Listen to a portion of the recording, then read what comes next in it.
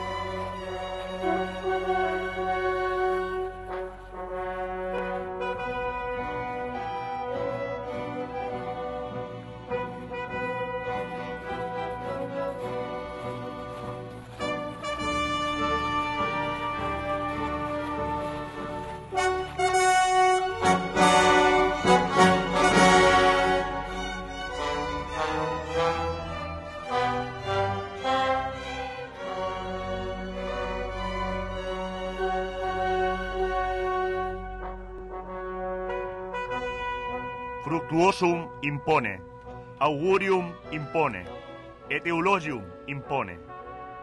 Adstant.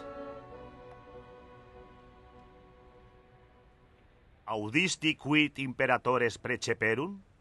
Nescio quid preceperum, ego Christianus sum. Preceperum Deus coli. Ego unum Deum colo, qui fecit celum, et terram, et mare, et omnia quae in eis sunt. Sis esse Deos? Necio. Si es postea. I audiuntur, i timentur, i adorantur, sidi non coluntur nec imperatorum vultus adorantur. Noli verba fructuosi ascultare. Ego Deum omnipotentem colo. Nunc quic et tu fructuosum colis? Ego fructuosum non colo, sed ipsum colo quem et fructuosus colit.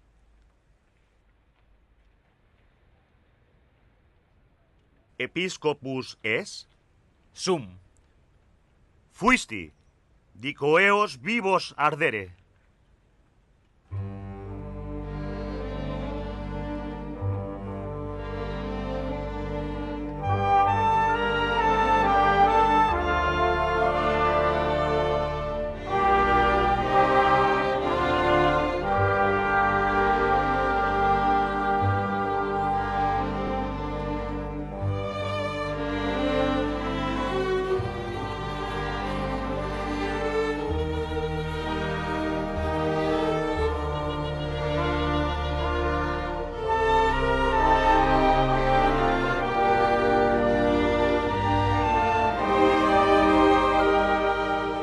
Rogo te, ut mei memor sis. In mente, me avere necesse est ecclesiam catholicam, ab oriente, usque ad occidentem.